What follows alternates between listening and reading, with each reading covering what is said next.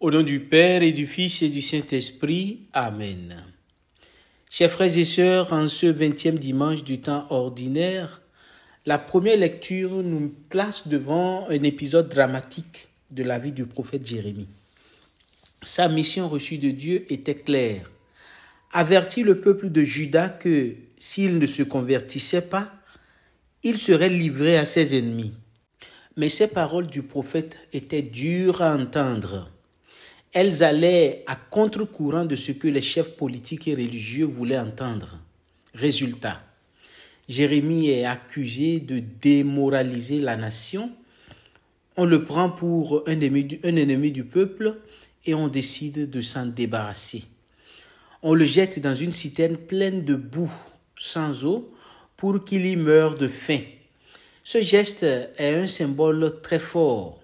Le monde rejette souvent les prophètes parce que leur parole met en lumière ce qu'on préfère cacher. Frères et sœurs, il n'est pas confortable de dire la vérité quand tout le monde préfère se rassurer avec des illusions. C'est cela pourtant être prophète, accepter de déplaire plutôt que de trahir la mission reçue de Dieu. Et aujourd'hui encore, ceux qui défendent la vie, qui s'opposent à l'injustice, qui refusent la corruption, rencontrent parfois la même opposition. La fidélité à Dieu peut coûter cher.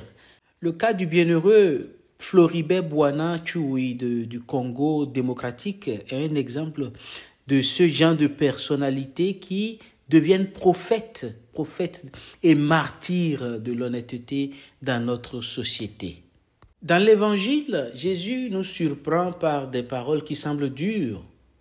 Je suis venu apporter un feu sur la terre et comme je voudrais qu'il soit déjà allumé. Le feu dont parle le Saint dans notre Évangile n'est pas un feu destructeur comme celui qui ravage les forêts, mais un feu purificateur, un feu qui éclaire et qui transforme.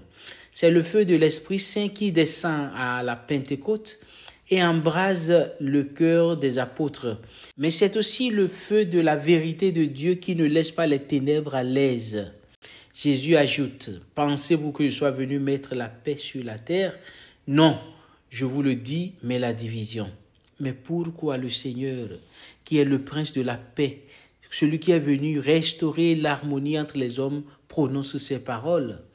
Parce que sa venue oblige à prendre position. Face à lui, on ne peut pas rester neutre. Soit on l'accueille et on se laisse transformer, soit on le refuse et on s'éloigne de lui. Et ce choix divise parfois même les familles. Un frère croit, l'autre ne croit pas. Une fille veut vivre l'évangile, ses parents s'y opposent. Ce n'est pas Jésus qui aime les conflits, mais la vérité qu'il apporte bouscule et dérange. Saint Paul, dans la lettre aux Colossiens qui nous est proposée dans la liturgie d'aujourd'hui, nous donne la direction à suivre pour ne pas nous laisser décourager. Cherchez les réalités d'en haut, dit-il, là où se trouve le Christ. Cela veut dire, ne fixez pas seulement votre regard sur ce qui se passe autour de vous, sur les critiques, les tensions, les oppositions. Fixez vos regards sur le Christ ressuscité qui est déjà vainqueur. Quand notre cœur reste accroché aux biens matériels, aux honneurs humains, à l'approbation des autres, nous finissons par faire des compromis pour éviter les problèmes. Mais quand notre vie est centrée sur le Christ, nous trouvons le courage de rester debout, même quand la tempête se déchaîne. Paul est réaliste. Suivre Jésus suppose de faire mourir en nous ce qui appartient à la terre, c'est-à-dire nos péchés, nos attachements désordonnés, nos compromis avec le mal. Rechercher les réalités d'en haut, ce n'est pas fuir le monde, mais vivre dans ce monde avec des valeurs qui viennent de Dieu. Vérité, pureté, miséricorde, justice. Et nous, chers frères et sœurs, quel est ce feu que Jésus veut allumer dans notre vie aujourd'hui?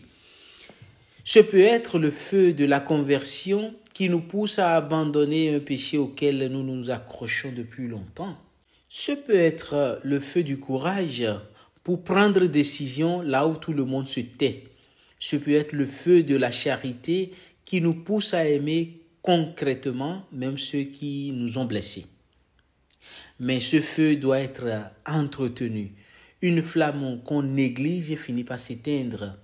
Et ce feu, chers frères et sœurs, nous l'entretenons par la prière quotidienne, l'écoute de la parole de Dieu, la fréquentation des sacrements et par des actes concrets de charité. Oui, il y a un prix à payer. Comme Jérémie, nous risquons parfois l'isolement, l'incompréhension, voire le rejet. Mais il y a aussi une promesse.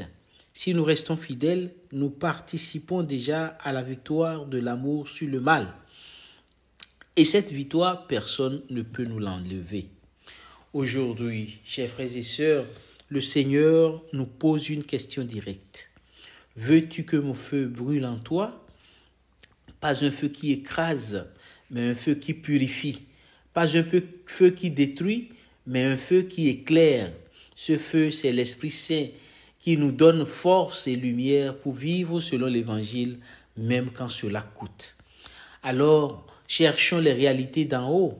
Gardons surtout les yeux fixés sur le Christ.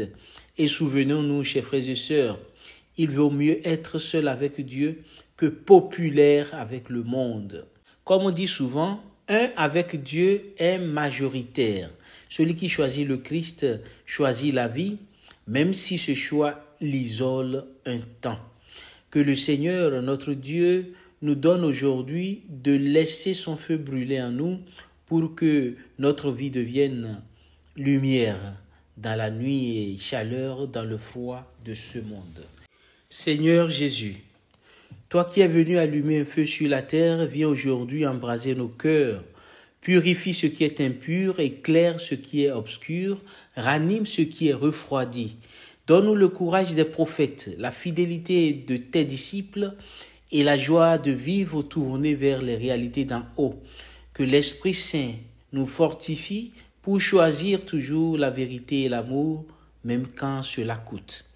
Fais de nos vies des flammes qui éclairent et réchauffent pour que par nous, le monde reconnaisse que tu es le chemin, la vérité et la vie, aujourd'hui et pour les siècles des siècles.